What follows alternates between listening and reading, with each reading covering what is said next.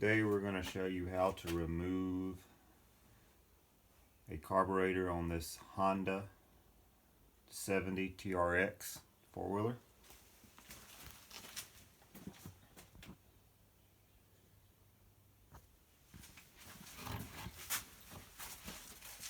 We just need a few basic items. We need a Phillips screwdriver and a 10mm 1/4-inch ratchet, which works really well for what we're using here. So to remove the carburetor, I've got a few things already ready where it makes the video go a little quicker. We're going to start by removing the intake on the carburetor. I've got the gas lines moved from the tank here. I've got those are already removed where they're out of the way of the video.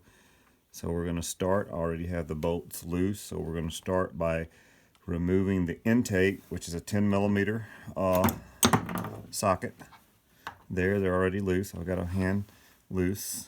That bolt, the intake to the head, we're going to remove those. Those come right out. And there's also two additional bolts that bolt the intake to the carburetor. We've got those loose as well. I'm going to remove those.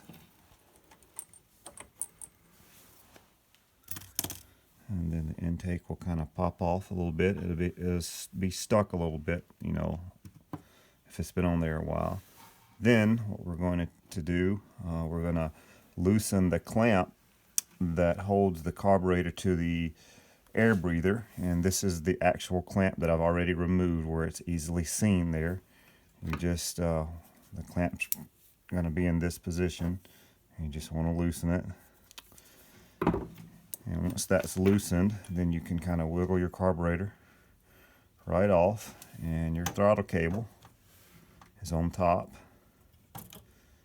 Unscrew that, and that comes right off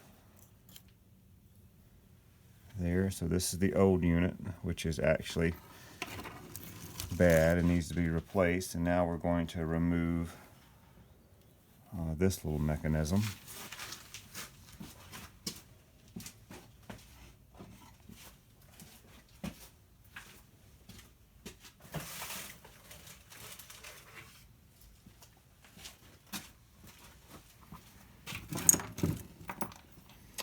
Very tricky on this. I'm going to get it where you can see a nice close-up. If you look right in this little slide here, this little crevice, you'll see the actual throttle cable.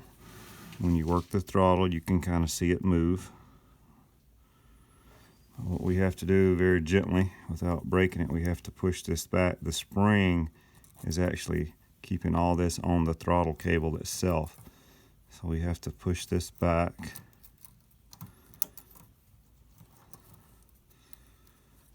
And as you can see this starting to pop out. And when that little end pops out, you pull it right out and hold on to it, because the spring will push it right off. And that's how you release that.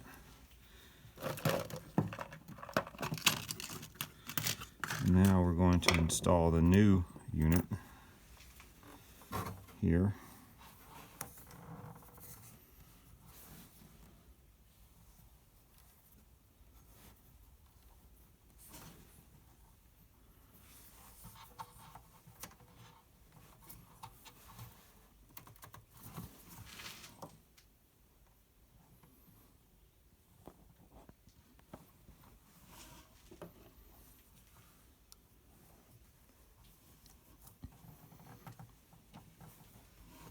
Taking a little screwdriver and gently prying up on this little rubber boot.